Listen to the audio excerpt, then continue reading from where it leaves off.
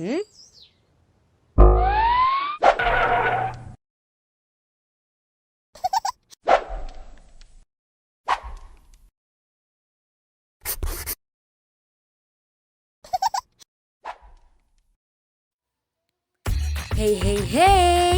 Assalamualaikum warahmatullahi wabarakatuh. Selamat pagi anak-anak. Bagaimana kabarnya hari ini? Sudahkah siap untuk belajar? Hari ini kita akan belajar tema 2, subtema 2 pembelajaran 3, bermain di rumah teman. Oke, untuk pembelajaran yang pertama yaitu muatan bahasa Indonesia. Amati dan bacalah teks percakapan berikut. Teman-teman, besok minggu ke rumahku lagi ya. Jambu di rumahku masih banyak. Kita akan membuat jus jambu bersama-sama. Baik Udin, aku pasti datang. Nanti kita ambil jambu yang banyak ya. Iya, kita main pesawat mainan juga ya. Wah, pasti menyenangkan. Oke, coba kalian jawab pertanyaan berikut. Apa yang dibicarakan Benny dengan teman-temannya? Soal yang kedua, apa pengalaman berkesanmu ketika bermain di rumah teman?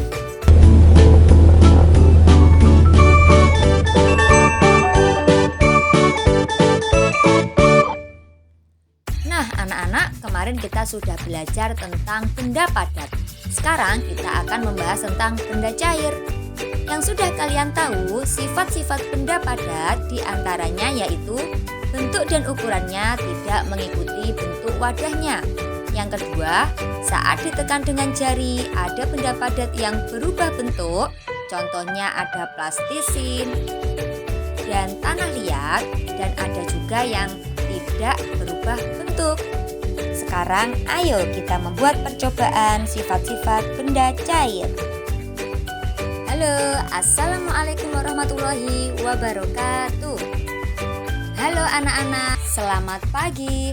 Sudah siapkah kalian untuk belajar hari ini? Pada kesempatan kali ini, Bu Isna akan melakukan sebuah percobaan, yaitu percobaan tentang sifat-sifat benda cair. Kemarin kita sudah belajar ya apa saja sifat-sifat benda padat. Kalian masih ingat? Ya, sifat benda padat yaitu bentuk dan ukurannya tidak mengikuti wadahnya. Di sini Bu Isna beri contoh.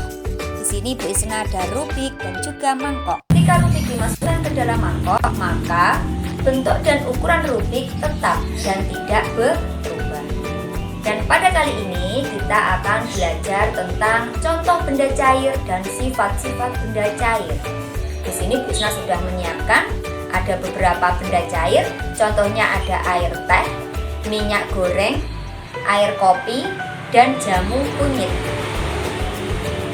Oke, nah selanjutnya apa saja sih sifat-sifat benda cair? Sifat-sifat benda cair yang pertama yaitu bentuk dan ukurannya mengikuti wadahnya. Di sini kita bisa lihat air teh yang dimasukkan ke dalam botol maka bentuknya akan seperti botol. Begitu juga dengan minyak goreng. Minyak goreng yang dimasukkan ke dalam botol maka bentuknya seperti botol.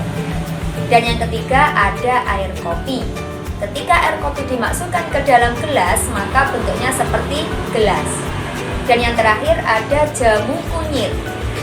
Jamu kunyit ketika dimasukkan ke dalam mangkok maka bentuknya seperti mangkok. Kalian suka jamu? Ya, bisa juga suka jamu. Salah satunya ada jamu kunyit. Oke, yang kedua, untuk sifat benda cair yang kedua yaitu permukaan benda cair yang tenang selalu datar dan tidak bergelombang. Seperti pada keempat contoh ini. Pada air yang tenang ada jamu kunyit, kemudian air kopi, minyak goreng, dan teh. Permukaannya datar, berbeda dengan air yang digoyang. Nah, ketika air yang digoyang, maka permukaannya terlihat bergelombang. Untuk sifat yang ketiga yaitu sifat benda cair mengalir dari tempat yang tinggi ke tempat yang rendah.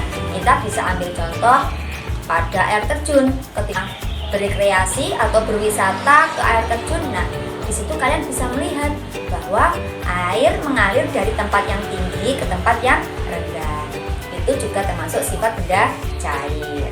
Oke anak-anak, dari percobaan ini kita bisa menyimpulkan bahwa sifat benda cair yang pertama, bentuk benda cair berubah sesuai dengan wadahnya. Kedua, permukaan benda cair yang tenang selalu datar dan tidak bergelombang. Dan sifat benda cair yang ketiga yaitu benda cair mengalir dari tempat tinggi ke tempat yang rendah. Oke anak-anak, kalian bisa mempraktekkan di rumah bersama ayah dan bunda. Selamat mencoba. Wassalamualaikum warahmatullahi wabarakatuh. Oke anak-anak, untuk berikutnya yaitu muatan SPDP. Gerakan keseharian dapat ditemukan dalam tarian. Menirukan gerak memetik jambu adalah salah satu contoh gerakan keseharian yang dapat dibuat tarian. Perhatikan gerak memetik jambu di bawah ini.